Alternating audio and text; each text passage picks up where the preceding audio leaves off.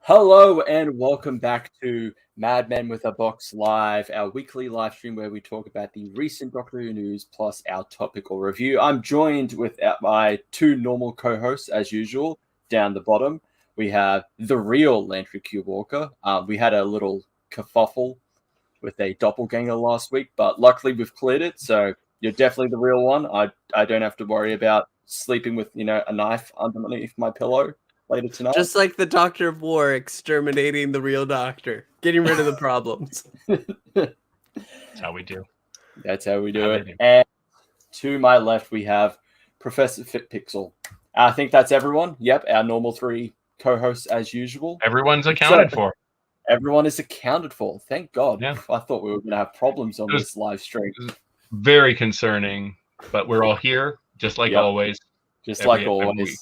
Nothing's changed. It's always been like this. Yeah. So, Pixel, news. News! Alrighty. So, we have had some talk in the past, especially when we watched Flux last year. Or was it the year before? I can't even remember. It was too fluxing long ago. But that was the year before that, I think. 2021. Was it real? No. Yeah, it was. Pandemic time is weird. Yeah, it was. I mean, this is a time traveling show, so yeah. Well, we've had a lot of talks about Sontaran designs, but there's something troubling here. It seems that Dan Starkey, if you don't know who Dan Starkey is, he has been the Sontarans for a while now. He is the voice I think of when I think of Sontaran at this point. He's been recast, and there will be a new prime figure for the Sontarans as a whole. Let's go ahead and show it. I'm intrigued. Yes, I'm intrigued. Who could they possibly? Oh no, I don't know. I don't know who this guy is. I heard one thing though that sold them on him for the part. He has no neck. Well, he already behind this thing. I don't. Behind this huge collar. He might have a really skinny neck under there. Just like a tiny noodle neck. Yeah. No, it's chin chest. We don't know.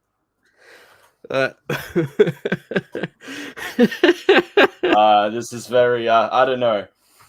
I think Chibnall had the perfect modern redesign. I don't know about this, Russell. I'm not on board with this. Chibnall really brought in some great Sontarans. I know it's been discussed, but I wasn't here for that. I'm just going to say, I love the Sontaran design in the Flux. It just looks so much crispier. It just feels so... I don't know about this guy. Crispy. It's too... He's too overcooked. This is too undercooked. Chibnall had them a little too overcooked for my liking. This is too undercooked. You need your potatoes at the right temperature.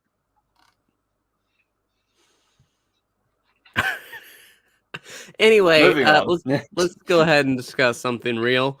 There have been some pictures from BBC, not BBC, the Bad Wolf Studios, and it goes ahead and shows Shurigatwa as he is at Bad Wolf Studios, and they have a huge new banner. We could go ahead and pull it up one by one.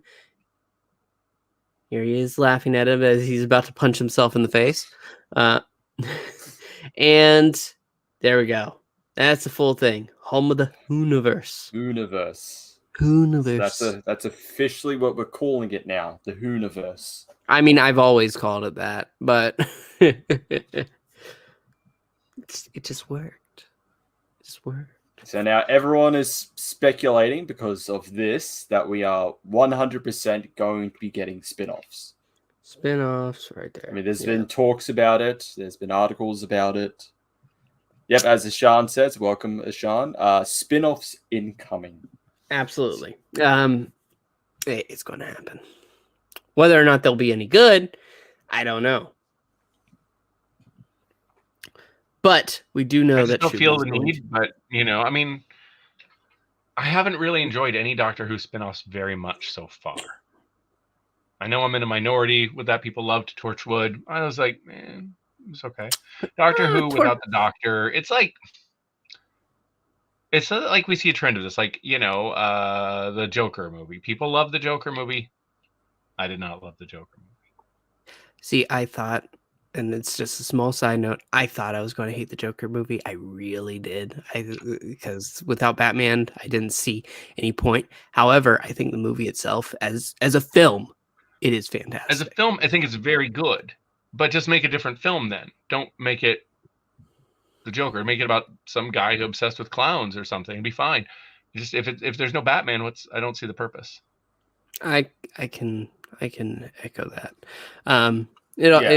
But that's for another podcast, another time. But yeah, with like continuing with spin-offs, let's see. We had the Sarah Jane Adventures. That was more primarily geared towards kids, a much younger audience. You had. I thought it was a little bit better than Torchwood. Torchwood, like looking back at Torchwood, season 1, like both the first 2 seasons were a mix. You had some good episodes, and then you had some really not so good episodes, or just some in the middle. Season 3 is great. Miracle Day, I do not care about. I really just could not get behind Miracle Day. I don't like it. It was too Americanized. It just felt too different than what Torchwood was. The less we talk about class, the better. I barely get through the first episode. I'm going to be honest, and as somebody who goes ahead and likes to brag, I've seen every episode of Doctor Who that can be seen. I never could get the will to go ahead and turn on an episode of Torchwood. I think I tried once. That, and then Sarah Jane Adventures just never did. And Class, the Sarah Jane, horrible. Sarah Jane is all right, especially, but the episodes where the Doctor shows up, completely worth watching. Really great stuff there. Some great puppetry work in the Death of the Doctor episode with 11, and where they bring Joe Grant back, and the villains in that, these Dark Crystal-esque puppet vulture aliens. Names on the top. The Shang-Chi. Yeah, they were so fun. Shang-Chi? And you get what's his name? Clive, the Sarah Jane's Clive, yeah. He's, basically he steals the show for me in Sarah Jane. That I want to say kid, but I think the actor was 27, even though he played like a 14-year-old. He just was fantastic. And he has a great episode he has a great focus episode where like everyone turns against him. Like they mention his name, and like everyone just suddenly just hates him. So he's like, now he has to like go on the run because anyone that says his name just hates him and just wants him dead. Oh, I gotta watch that. That's a great episode. Now, in Torchwood, the episode with Owen, where Owen dies and faces death, not only is that a brilliantly made episode, it also gives us a really interesting bit of Doctor Who lore that you have to decode that I've mentioned several times on this podcast that they never went into, which is whatever death is that appeared in medieval Europe that they find the text of that is appearing now is clearly some kind of creature that lives in the vortex and preys on Time Lords specifically. Yeah. Because it has to kill 13 times to make it out of the vortex and into reality. So this implication that the concept of death comes from a creature that stalks the vortex, the time vortex, is great. Yeah, I think with that one, with death, they also tried to connect it to the death that appears in the Virgin New Adventures. Okay. The eternal personification of death, the one that the Doctors had to face off against numerous times. Also appears in the audio story Master, where she's kind of behind the reason why the Master is the Master. But even then, the Master refutes. Well, no, I serve no one. I serve myself. You didn't make me. I made myself. You might have made a deal with the Doctor that led to me becoming the Master, but I am the Master. So, yeah. Yes, Ishan, that one, the one in Big Finish. Yeah, But like, yeah, well, there was another spin-off. Oh, the K9 one that my country made. I did not watch that. It is a very, very mixed bag. I heard there was a rights issue. Like they had the rights to K9, but nothing else, and they couldn't even quite use the design. No, well, that's because the OG design only appears in the first episode, and it's destroyed to make way for the new design. Honestly, a redesign of K9 is fine. I have no problem. The redesign is fine. What do you mean? He doesn't need improved. He is the top tier model from the year 5000. I always thought it was interesting that K9 shows up, and we'd already had a K1 robot in Doctor Who. Yeah. That's true. Yeah. Yeah, but Sean, the violent K9. Yes, let me just kill everything. I will shoot it with a laser. That'll solve the problem. It usually does. Insufficient data. Yeah, you never fucking know the answer when it's important. Best clip. The best K9. The best K9 clip. But I know, with spin-offs, it really does depend. Like Sean says, I struggle to enjoy any Doctor Who content without the Doctor, the Master, or River Song. That's generally a problem with any spin-off. It's like, well, how can I enjoy it when it doesn't have the titular character or characters from what it's spun off from? But there are some that do work, like, you know, the best I can think of is like The Mandalorian. But would you really say that's a spin-off or just it's show in the universe? It's just I think it's in the universe. I'd say it's also really it is a continuation. They're using it very much to bridge the original trilogy and the sequel trilogy. I mean, I don't want to spoil anything for anyone, but in season 2, they make it real clear that they're bridging the two. Yeah. So at least with the first season, they didn't really try to overtly just like try to connect everything to like. Whereas like with the sequel trilogy, it's just like, oh, we have to connect everything. It felt like we have to connect everything to this whole the Skywalkers. Like everything had to be connected to them. With The Mandalorian, it just felt like it was just its own thing. And then, okay, look, there's a baby Yoda there. It's like this from the same species. Oh, remember like this kind of assassin droid? Like, unlike season 2, where it felt like, okay, we really need to start connecting it a bit more with Star Wars. Well, I mean, because you have a baby Yoda, you have to go ahead and connect to the Jedi, and you have no choice. Well, it's getting stuff. So they're clearly connecting it to the resurrection of Palpatine in Rise of Skywalker. Like season 2, that's what obviously that's why they're hunting Baby Yoda to begin with. But however, and I know I don't want to. This is a Star Wars podcast now. Season 3 clearly is about Mandalore. I have not watched the trailer, and I am not. So we're not talking about that. All right. No, sorry. But back onto the topic of like Doctor Who spin-offs. I wanted to go ahead and say something. I think there is something very true in what Sean said about without the Doctor, without the Master, or River Song, you have trouble getting into something. And Sarah Jane might be our most successful spin-off, really. I think because they were already planning more. The only thing that really stopped it was her death, right? Yeah, she was such a beloved character. Yeah. I mean, she was the Rose of her day. Yeah. At the height of the show's popularity in the 70s, and I mean, it just at a peak.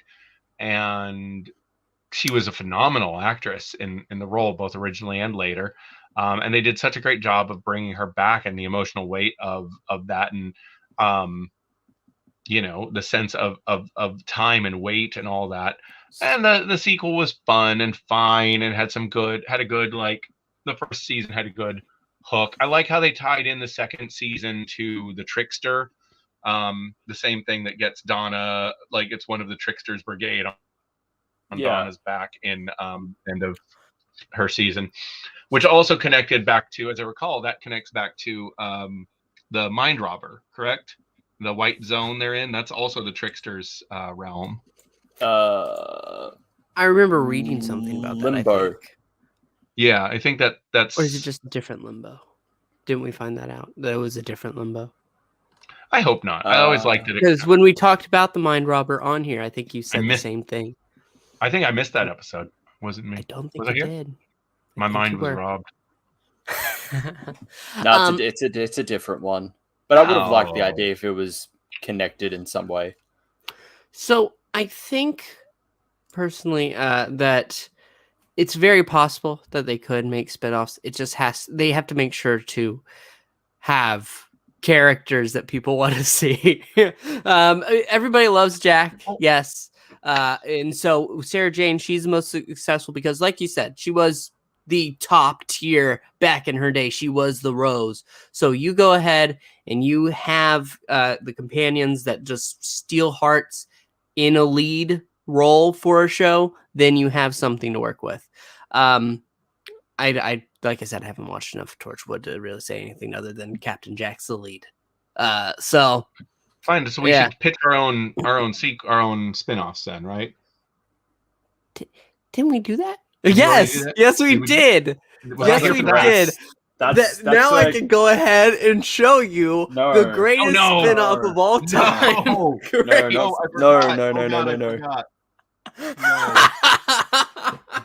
No, we're good. I remember I came up with something that was the origin of the Daleks. That's what it was. Revisited the 10,000 Year War.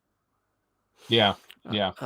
Yes, and I have long wanted something in that. I think you can make Big Finish. Fine. Really is just missing something. Otherwise, I would say I want the story of Romana in E-Space. Picking up in E-Space when she stays behind there. In Warriors Gate, was it? Yeah, it was Warriors Gate, yeah. Yeah, and I'm sure they've explored it. Romana actually, is a popular I think they rarely have. Because it's really they ignored it and brought her back. It's not that they ignored it. They acknowledged that she was in E-Space for a while, but then they got her out, and then it mainly just focused on her becoming Lord President of Gallifrey. I feel like that with I just didn't really care about E-Space. When Romana was gone, I was like, oh, okay. That feels a little rushed, guys, but okay, bye. I mean, they had to make room for the deluge of new companions. Yeah. There were a lot. Yeah. Adric. God, everyone I knew cheered when he died. That was in real time. The Clara, we were all like, me and now I'll never know if I was right. The Clara of his time, everyone cheered. That's just no. That's Clara. Not I loved Clara. I thought Clara. I liked Clara. Then she became unbearable, and I was happy she died. But that's a part of the story. Her becoming how she becomes. Listen, I think when she left after Danny died, I think that should have been the end. That should have been the last we saw of her. I would have been fine with that. Like I did not need more of her at that stage, but I enjoyed her up until that point. I think that Moffat really struggles letting go. I think that's the thing. He doesn't think that companions should just. He'll give them a happy ending, but there has to be something final about it. Like, oh, okay, we're going to get rid of Clara, so we're going to have to wipe the mind of the Doctor so that he doesn't remember her and have her eventually make it back so she can face the Raven. Oh, we can get rid of Amy and Rory, but they have to go back in time and get stuck and she becomes an author. We can get rid of Bill, but she ends up a puddle. A Cyberman, then a puddle. That was the worst. Bill got served real. Out of all the companions, no one got it. I hated it, and I loved it. I did not like that episode on almost any level. It's so dark. It's just, I just thought it was kind of boring. Was my problem. It just kind of meandered. Like the first episode was great. The second episode, like, yes, we're living for a long time on this level while Bill is a Cyberman, but is only coming to realize it slowly. And meanwhile, the Cybermen below us are getting stronger and moving up decks. Like, okay. And there's masters and they're fighting. I like that. All of that. All of that sounds good. I think it would have Sounds been good. it would have been better if one, we weren't spoiled that the original design of the Cybermen were coming back, and two, that John Sim was coming back as the Master, because the BBC, as we already know, are terrible at promoting. Yeah. Oh my gosh. Well, I miss the days where we didn't know the Doctor was going to regenerate. Like the fact that we know exactly everything now, it takes so much away. When I was watching Doctor Who originally as a kid, you didn't know, meaning the Doctor could die in any episode.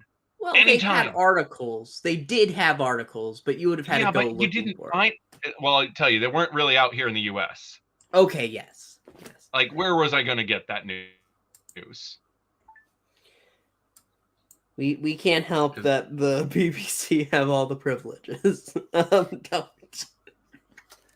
But no, spin-offs, I don't know.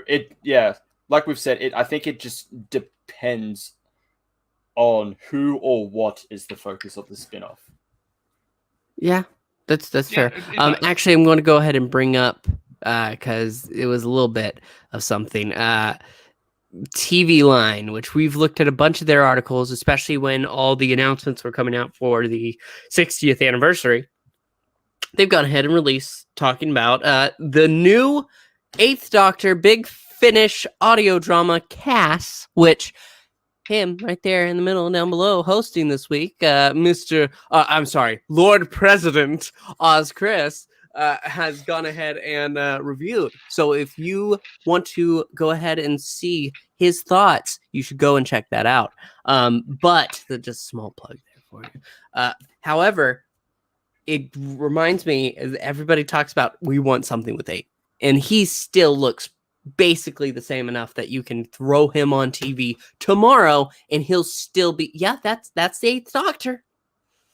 It's right there. It'd be a little weirder if you had, say, 6, who is he's on the hefty side of things, in his coat walking around.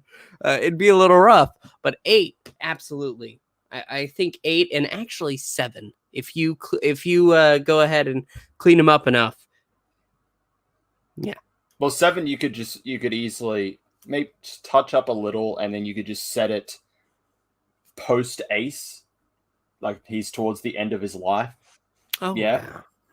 Where he's just by himself. I mean, at some point we're going to see more of the Doctors recast, right? I mean, we've had Hartnell recast twice. Just on film, not counting audiobooks. And they shouldn't recast the Living Doctor, though. I don't think Sean Pertwee. Yes, I want Sean Pertwee so bad, but he won't do it. He won't do it for us. That would be too, Ishan, to answer your question, is the cast box set standalone? Yes and no. It is part of the Time War series. You're going to be confused about why his companion during the Time War series is not there, because it is addressed. You're going to be confused why his great-grandson Alex is there, because that is continuing off from the previous box set. So it is yes or no, not standalone. Everything to do with Cass is standalone, but it is connected to an overall plot involving characters from the series. Do you think, Chris, as the one who has gone ahead and you've listened to all of 8th Doctor in the Time War, that they could go ahead and make a season of him in the Time War? Leading up to his what is it? Night of the Doctor? Yeah. Oh yeah. I could see it. Okay. That'd be fantastic. Yeah. It'd be great. It reminds me of that story that I do love to talk about, where Moffat talks about during the filming of the 50th anniversary that they went up to him and they said they have a new idea. They pitched it for the next season. Instead, you'll keep 11 and you'll also bring back 10, and they would split a season, and then they would have a team up episode towards the end of it. And then they would do that again. And it was a joke, but at the same time, there's just something whimsical in that tale. I can kind of see why he decided not to go with it. Because it wasn't a real idea. They were both leaving. Well, Yeah. one had left. 11 was leaving. Tennant was only back for an anniversary, so. Yep. So they were riffing off. And then RTD riffed off with the 10th with Tennant and Catherine Tate, and they were like, "Wait a minute!" And now we're here. But yes, it's nice that it's going ahead, and you have things like TV Zone talking about Big Finish. They need more notice. You need more ears on these things because some of these stories are really great, and. When you listen to the interviews and you hear how even Christopher Eccleston talks about, I love these scripts. These scripts are fantastic. Though he I love this money. I mean, I love the scripts. I think he probably does love this anything. See, Eccleston, and I've always felt that he's one of those actors that feels that he needs a little something to be like, oh, well, you see what I'm doing here. I'm putting my highest quality. And so when he keeps coming back for Big Finish, that shows me that he is, one, enjoying it. They're treating him right. And he does appreciate, I think, the stories. I think if he really disliked it, he wouldn't do it. But yeah. I do think he's got, and I like, maybe I'm projecting on based on some things that he seems to have a fair bit of artistic integrity, even to the point that's made his career more difficult than maybe it could have been. Yeah. I hope that's true. But I'm not going to, even if he just said, I'm doing this literally for the dollar and I think all this is garbage, but I need the money. Okay. I mean, how many of us do garbage jobs for money that we don't want to do? Yeah. Like, I mean, I'm not like my artistic integrity. I will not work in this pizza place. Good day, sir. I did that. I worked in a pizza place for 10 years. My artistic integrity be damned. You got bills to pay. Mm-hmm. Yeah. No. So I feel like I do appreciate many of the stories that come out of Big Finish. So going ahead and getting more notice. I released a tweet on our Twitter page today talking about their new audio novel, The Dead Star. And it has Michael Troughton, who is obviously Patrick Troughton's son, going ahead and narrating that. And so while we're waiting anxiously for the next Second Doctor box set, we have that to go ahead and satisfy our need for new Second Doctor stories. And you'll finish it by the time it comes out. Listen, it's really good. But I do a thing where I go lay down and I put it on and I fall asleep because that's how I do it. It's like it's reading me a bedtime story. It's a good story. I'm just very tired when I'm listening to it. And those things don't mix. So you're going to miss all the important details, so you have to re-listen to it. I rewind every time. Yep. It's just a repeating cycle. A 7-hour audio novel now becomes 30 days. You don't have to insult me like this, Lord President. So let's go ahead and look at. There's only a couple more things. Apparently, there is Foxglove and Co. shop that isn't real. It's actually just set dressing for the show, which is a shame. Where else am I going to go ahead and find a coat like that? Chris, tell me where. You are our coat man. Zoom in on that. The internet. Just type in coat, you'll find one. I did nearly buy a $90 Mario suit. And it was there was the sport coat, the pants, had a tie too that matched it. It's going to be great. Anytime I see, so this is a photo from Doctor Who. Okay, all right. I hadn't seen this yet, so I look at this and go, so Autons. Oh yeah, look, are they going to Auton again? Anytime you show a mannequin, I'm going to assume Auton. I don't think so. And if that means I get a new Auton action figure, I'm all in. Maybe it's just for when is this supposed to be from? Somebody's asking right there, are they doing Auton again? No. It was established in 1882. No. Could this be where 15 gets his costume? I don't know. No, I don't think so. I feel like this. I gotta Well, go ahead and now, and it's been a few weeks since they went ahead and announced that costume. I'm not a fan. I'm realizing it more. You have a matching, you have your matching long coat and your matching pants, and then a bright orange shirt. It's just. I'm fine with that. I don't like that the orange is matching as well. The shirt. I have one problem.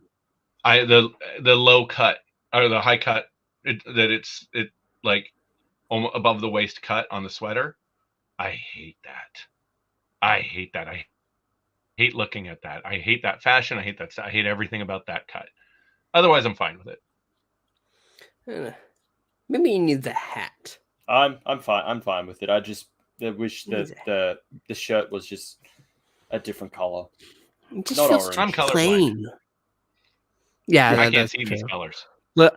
Landry wouldn't care if it was orange or yellow or indigo. All the same color to him. He's not a dog. He doesn't see. It's not black and white, is it? No. Though he wouldn't really know what he. I'm sorry, Landry. I can see some colors. What color? Do you know what colors you could see?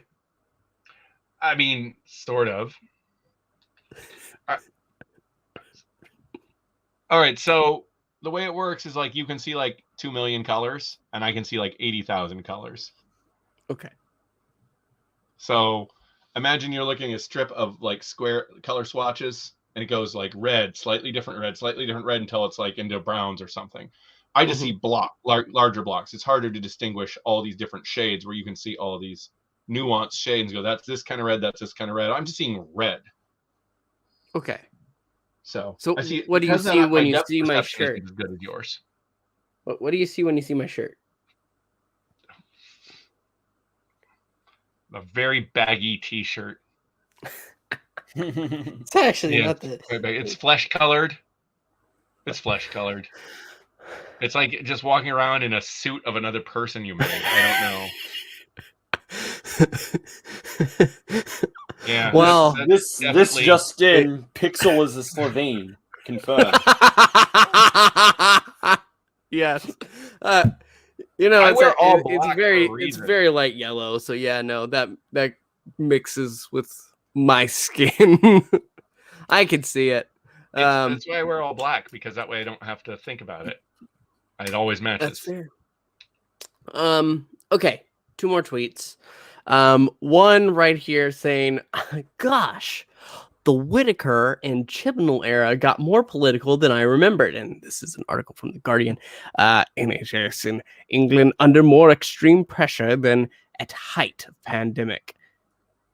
We must put sensible limits on population growth, or pay, or some public services will pay a heavy price. And then, so this is a unlicensed use of Jodie's character from a series where she played like a doctor or a nurse, and they're just using it for this political message.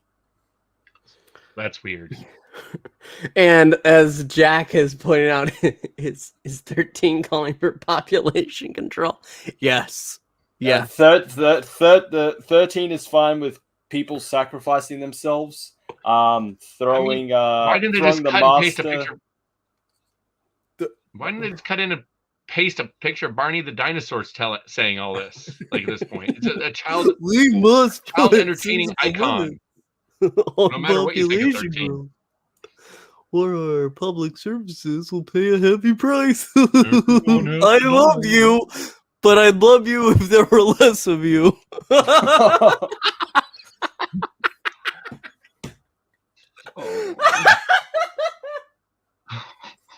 Seems like something more the Master would do. Yes. As you were pointing out, though, Chris. Yeah, 13 will.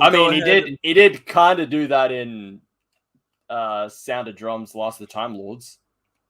It's like, what was it? Yeah. Eliminate 1/10 or 9/10 of humanity. It was 1/10. Yeah, Decimate. 1/10. Using Decimate the literal 1/10. I love the literal use of decimate. Yep. But yeah, no. 13 will go ahead and let people sacrifice themselves for her. We'll go ahead and throw a brown man in Nazi Germany. Go ahead and turn him over. And then there was something else that goes ahead and hits the list. But allow creatures too large that they are literally suffocating to suffocate rather than put it out of its misery. That's very nice. Very nice. Spiders. Very You can't. good. I can't let you shoot these giant spiders. That's not humane. Wait here while I get them to suffocate to death. That's right. Well, Lock them in a vault. 13's first appearance, she gets so mad at that guy for like, I don't know, they're on the construction equipment, and he like presses something, makes a guy blow up or something, and like, you didn't have the right. It's like, you put a bomb in a guy. What do you I don't remember the details, but it was all sorts of hypocritical. Like this guy who had been chased and tormented and hunted and made terrified, lashed out against his attacker, and she got mad at him. Okay, we live in a society. Yeah. Last thing, it's from this one guy. I don't know if any of you have heard about him before, but he went ahead and he posted a tweet saying that Rachel Talalay, this guy, Jimmy or Josh, don't know why this guy doesn't know his name. All right. I know, right? Never heard of him. Don't like the name. No, it's not really good. About? Quirk? What's this guy talking about? Yeah. Anyway, he's saying that Rachel Talalay keeps on teasing Missy, and Moffat is now advocating for her to come back. Will we be seeing her in the 60th? Well, you can tell this guy's never watched Doctor Who. First off, no. I think he's just hopping on the bandwagon. But not a real Moffat. fan.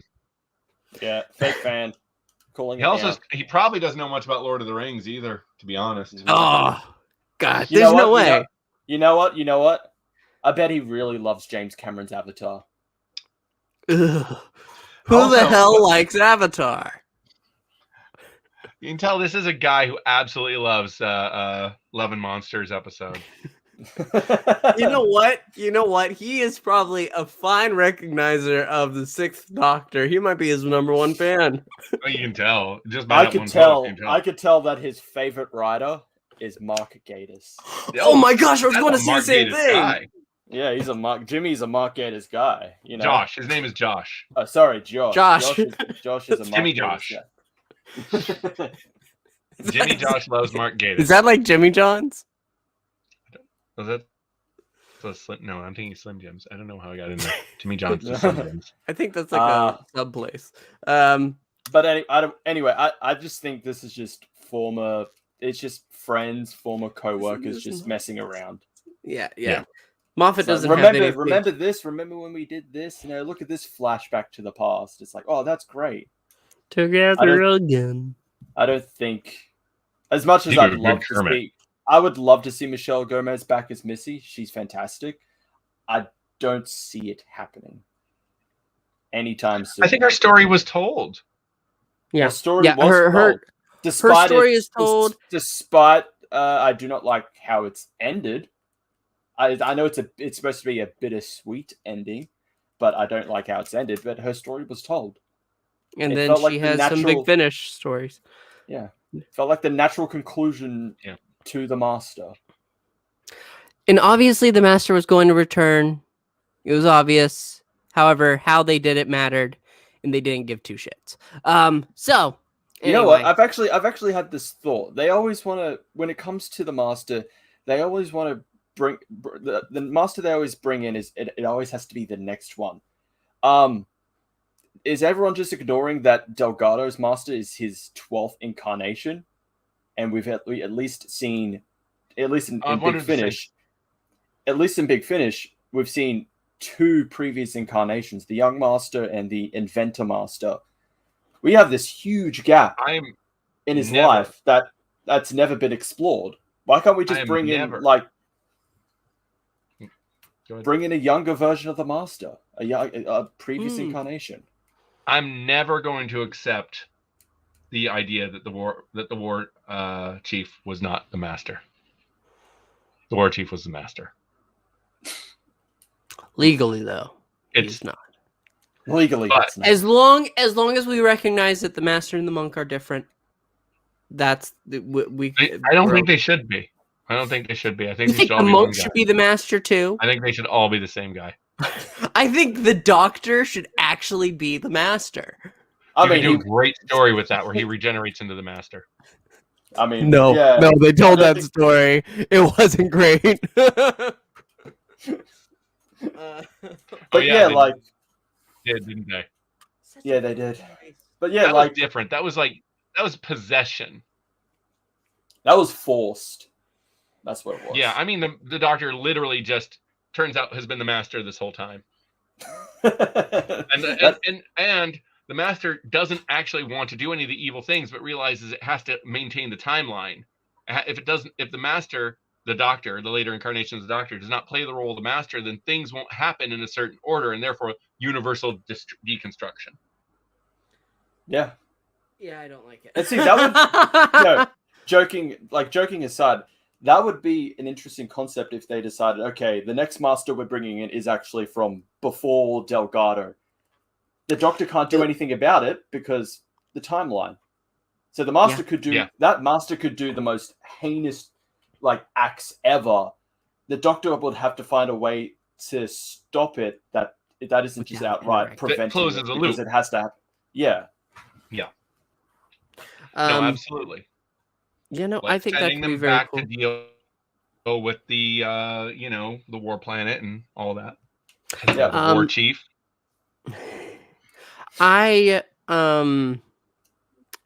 think a younger Master. It could work as long as, like you said, they have to avoid it. The Doctor can't go ahead and interact with the Doctor. The Master, the young Master, because otherwise they can't give anything away. At this point, seeing the Doctor with that, hey, wait a minute, you can't be him. Because he has. The Doctor doesn't initially it's a version of the Master the Doctor never met, and so they don't know it first, and they discover it, and like, oh no, I've told you too much already. Oh, what have I done? Oh, snap-a-doodle-doo! I just destroyed reality. Yeah, my bad. Although to be fair, the Doctor is not to that scale has done that before. When 8 reunites with the movie one, he just casually drops, "Oh yeah, I've met your future incarnations." So that Master now knows. Back that up a bit. Yeah. In Ravenous 4, when 8 reunites with the movie Master, he says, I always expect to meet you again, but not this version of you, even though I've met your future selves. Show me when does he meet his? Okay, so the War Master. That's one. Yep. Who else? The Master does the. Oh no, yeah, in Ravenous, yeah, the movie Master, the War Master, and Missy all meet each other. God, I gotta get through that. I gotta get through that. And it sorts out how the Master has regenerations after the corpse one. All right, so I'm not going to be able to stick around for the review because I have not listened to it. Plus, I gotta get up in like 6 hours. But is there more news? No, that's it. Oh, that's all the news. That's all. We could make some news up. The 16th Doctor has been cast. It's Chris Pratt. Yes. Mamma mia. Okay. One thing before you go, Landry. Want to go ahead and pull it on up. I want you to go ahead and rate. Just 1 second. I'm pulling it up. Here we go. It's coming. I swear it. Eventually. We're almost there. There we go. It's coming. I know this is thrilling and everybody was waiting for this. This is exactly what they wanted to see, but here we go. Okay, now really. Dead. That's us waiting for it to happen. Tell us your thoughts on this cover. I mean, the cover's freaking brilliant. And this is one of the reasons I don't want to stick around for this, because besides the fact I can sleep, but I want to listen to this. Like, yeah. I mean, you got what a combination. And then Time Lord Doctor, the Seal of Rassilon, on Gallifrey, clearly, because you've got multiple reasons to know it's Gallifrey. I mean, including and so he's president. He's president in this time in office. Everything about this is golden just from the cover. This is the Fifth Doctor adventures are my favorites. But then the Fifth Doctor, he wasn't my first Doctor. I came in on the fourth, but I was there for the regeneration of the fifth. And it was suddenly this young guy, and I was only like 12 or 13 years old. So suddenly this young guy who had a lot more energy, a lot more, I don't know, everything. Even though I don't think the Fifth Doctor stories were particularly good, he was my favorite Doctor for years and years. And so the stories we get in Big Finish with the Fifth Doctor, I get the writing I always wanted when I was a kid with the characters I liked best, especially when you don't have Adric in there anymore. So, no Adric. Again, and they leave everyone I know celebrated. Everyone's like, yes! The Doctor with Turlo? At least it's not Adric. Yeah! Hey. I was okay with Turlo. Turlo was all right. Turlo is definitely much better than he is in the TV show. Yeah. The Tegan Turlo stuff, and the later stuff, I always really enjoyed. They play off each other, and I think I read something where the actors talked about this, how they played like they were a secret couple, always irritated with each other. Mm-hmm. And I thought you get some shades of almost a Rory, Amy, without all the destiny and actual love, but just the like bickering part of it. I was like, yeah, that works. Yeah. That's after the Guardian stuff had been resolved, mind you. The Black Guardian. Oh God. He had a feather on his head. You must kill the Doctor. Why can't you do it? No. I can. He's so powerful that his only agent was a school kid. Fucking Turlo. Yeah. Like, that is not a very powerful a school kid that ended up on a different planet. That was so weird. They don't explain until his last ever episode where he's actually from. That was a problem. All right. I got to go. Enjoy your review. I'll see you. Let me know what's going on next week. Absolutely. We'll probably roll at the end of this. So awesome. See you guys. Oh, see ya. So it's just the two of us. Time in office. This goes with what she said before about them making full use of the cover. This is one that does. Just gotta say, head to toe in that garb. But yes, go ahead. Take us away with your sweet nothings, Chris. Sure. Yes. So, Time in Office. This is a Fifth Doctor story as part of the former monthly adventures range. If you were wondering at the end of the Five Doctors where he becomes president and just leaves it to Flavia, were there any repercussions? Yes, this is it. He actually now has to serve out his term as Lord President of Gallifrey. And as expected, the Doctor reluctantly has to do it. He has Tegan by his side. He's reunited with Leela. So yeah, it's just him going through all these different adventures of having to deal with the whole political stuff with Gallifrey, what's going on. Yeah, that's the basis of time in office. This story, I thought it was fine. I mean, I liked it. It's nothing too standouty.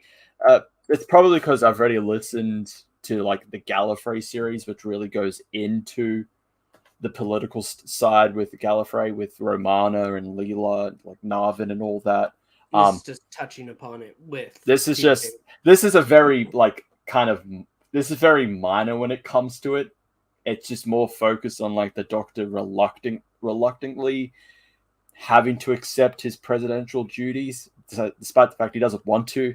Like, it's like, oh, we're gonna go to this place. Okay, tell Tegan and Leela to meet me in my TARDIS. We'll take it there. And they're like, we know what you're gonna do. We've done this before. We're not taking your TARDIS. We're taking the WARDIS. Yeah.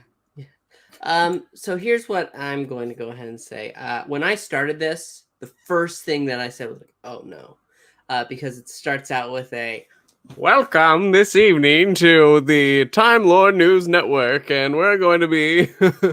It's to give us an idea of the general political scope at the time on Gallifrey before the Doctor comes in, and as it was starting, it felt a little rocky.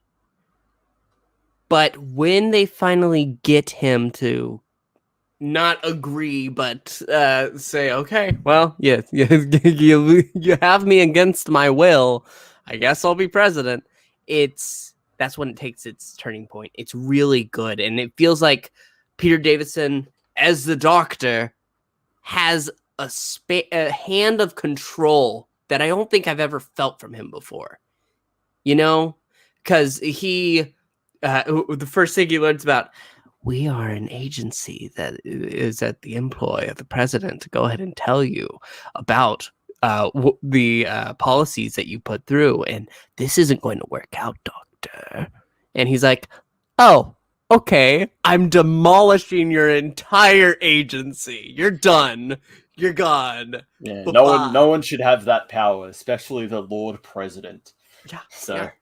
And oh my gosh, if I have one critique towards the end of it, and we're talking about elements of the story, when you learn the truth about the new, what's it called? Oh crap! For some reason, I want to say Citadel. Yeah, I think it's the new Citadel. The new Citadel? Okay, it is called. Yeah, because that's what the last story focuses on. The new Citadel is opened. When that story is taking place and the major reveal towards the end of what that is and the elements that went ahead and brought it to this point, it's all hitting the charts for me. I'm loving it. I think that it ends so suddenly, though.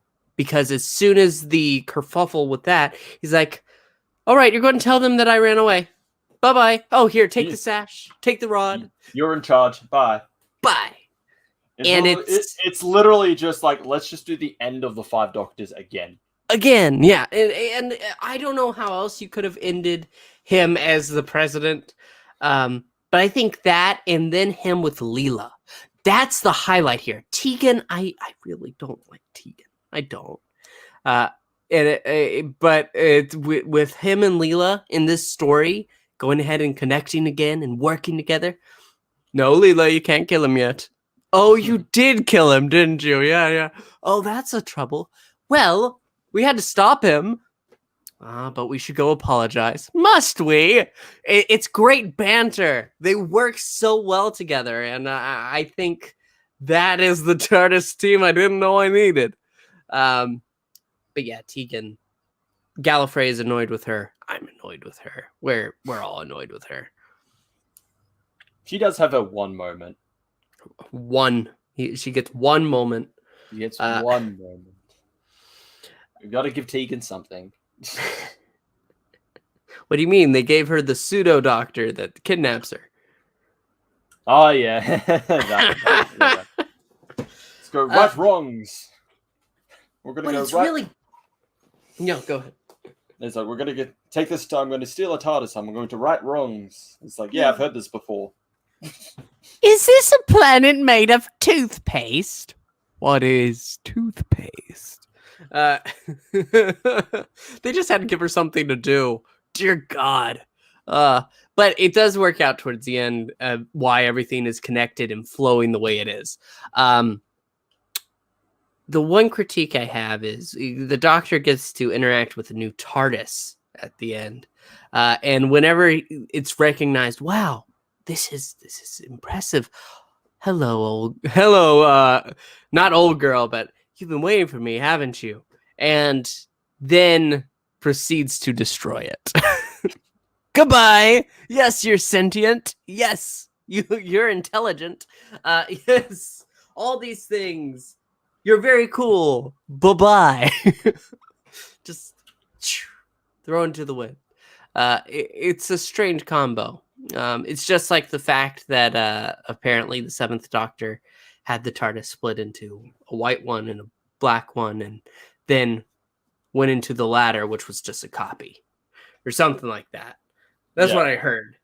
Yes, and it's never addressed again because, oh no, it's always the TARDIS you've known and loved. But is it though? But is it? But overall, this is a brilliant story. I really did enjoy it, and I'm glad that we reviewed it this week. That's good. I mean, regardless of what we picked, it would have been a Fifth Doctor adventure. Yep, it was either this or Creatures of Beauty. Creatures of Beauty, which is what Jimmy wanted. Jimmy wanted Creatures of Beauty. Maybe next time. Who? But then again, who's Jimmy? Exactly. It's always just been you, me, and Landry. Always. Always. Anyway, you want to go ahead and you want to give a rating? A rating, yes, for time in office. I would give it probably maybe a solid 7. I did like it. It doesn't really stand out to me because, like I said, I'm just very familiar with when it comes to like Doctor Who or Doctor Who stories that deal with the politics of Gallifrey. It's done much better in the actual Gallifrey series because that's just nothing but the politics of Gallifrey, the constant like the new guard and the old guard, like the changing of the rules. Romana is the bright new future for Gallifrey, but like not everyone agrees with it. The more conservative type of Time Lords, they don't like this new change in letting alien species onto the planet. They're more active, like lessening of their interference policy and all that. It's just done much better in that series. And if you haven't listened to the Gallifrey series, go definitely check it out if that's your thing. Mainly because it's more Romana, it's more Leela, and then you have great characters like Narvin and the Doctor's brother, but they don't want to tell you so, Braxiatel. That's always such a fun tidbit because in the novels, in like the Virgin New Adventures, it's like, yeah, he is the Doctor's brother, but when it comes to like Big Finish, like with the Gallifrey series, with like the adaptation of the novels, they always try to remove every reference to that. I don't know why. Like they'll go to like say that he's his brother, but then like someone will interrupt or something will happen. Yeah. Or they'll just mention the Doctor, and there's this feeling of a familiar sense with it. But yeah, I can understand the struggle with that because I don't know if the Doctor has a brother. Why would he avoid him that to that level? Well, I think there was a story where Six and Evelyn see Braxiatel, and Evelyn says, "Oh, he has like this smug sense of authority on him." I'm going to go up 1. I think it's a solid 8. It's a really good story. When it all works out, it has a bunch of silly elements to it that make it feel okay. Do not kill me. I love gay Lancelot, but there are elements of the story that are gay. Lancelot, it feels very yes. Your murder heights. It's a little much. You want to back up there? Gay Lancelot is very silly, and so them going to a planet with toothpaste that's silly. The whole we're going to take her. Oh, can I see you again, Tegan? No, I don't think so. That whole element of that story is just a level of ridiculousness that really sticks with me. But there's so much good in here that it's a solid 8. Yeah. Yep. So 7, 8. Landry would have given 20 different scores. I mean, I would have given a score just for the cover because the cover is great. That's an amazing cover. I think now, as much as I do really like the covers from Big Finish, especially from Sean Longmore. He's the one that does like the War Master, the Third Doctor Adventures, like covers recently. I missed when they were this creative. That's fair. I really missed when they were this creative with the covers. However, Third Doctor on a jet ski. That's a little bit much. I mean, that's fantastic. That's fantastic. No, I mean good much. There's a lot going on there. You want to take us away? Yes, so that is it for this live stream. Thank you everyone for watching. Make sure you like, subscribe, hit the notification bell, and make sure to check out any of our previous videos that we've done. Especially as of today, it came out today. I released my review on Time War 5 Cass. Make sure to go check that out when you can. And what are we doing next week? Should we roll? Oh, well, I'll need to know what we're doing. New Who. Is it New Who? Okay. So, before we sign off, join us in what we will be deciding to watch next week. Yeah. So let me get up. I got the four-sided die right now. Four-sided. That is 2, so that's the 10th Doctor. Okay, that's the first series of the 10th Doctor. Yep. I don't think we've done any of series. No, it's the 10th Doctor. We haven't rolled his seasons yet. Oh, yeah. Because he has. I'm pretty sure seasons. we have. Haven't we? No, I said we haven't rolled it. We haven't rolled them. I just rolled 10. So we're going to do a 10th story. Okay. And now I have to roll another four-sided die because he only has 3 seasons. That's a 2. So that's season 3. Series 3, yep. Let me get it up. It's time for a story with Martha. Well, to be fair, this series has a lot of great episodes. No, I'm not saying that as a bad thing. It's not a bad thing.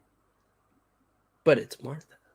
Let's see. That's what I'm saying. Going back, yeah, what? Runaway Bride, that's great. Smith and Jones is pretty weak, I would say. But it introduces us to the Jadoon. So Jadoon, yes, that's true. You have the Shakespeare Code. I like the Shakespeare Code. I know the writer is. We don't say anything about. We like the Shakespeare Code, and that's the end of it. That's the end of it. We're not going to say anything about the writer. Gridlock. I like Gridlock. I like the themes that Gridlock brings up more than the actual just episode itself. Then you have Daleks in Manhattan, Evolution of the Daleks, aka, look guys, it's Spider-Man. Yeah, for those of you who did not know, Andrew Garfield was in Doctor Who. He was in those 2 episodes with a very different American accent that he uses. That's right. Lazarus Experiment, that's good. Really like that one. Aside from the poorly dated CGI, that's good. And it stars a brilliant actor and writer, Mr. Mark Gatiss. Yes, who that Jimmy fellow likes. Josh. Josh, that quirky guy. Yeah. 42, that's good. That's that Josh's guy's favorite Chibnall episode, I think. I would assume so. I have to think about Chibnall, though. Next. then Human Nature Family Blood, fantastic. Blink, do we really need to say anything? And then again, Utopia, Sound of Drums, Last of the Time Lords. Do we really need to say anything? Yeah. Aside from Jesus Doctor, yes, I know, but What? regardless of that. No. I like those. I'm just thinking. That's so many more stories than I remembered. Like, as soon as you got to the Human Nature, Family of Blood, I was like, "Are we already almost over? Are we towards the end of the season?" No. How many episodes? 13. Okay. 14 if you count Runaway Bride. So here's what I'm going to do. I'm going to go ahead. Hey Google, pick a number 1 to 14.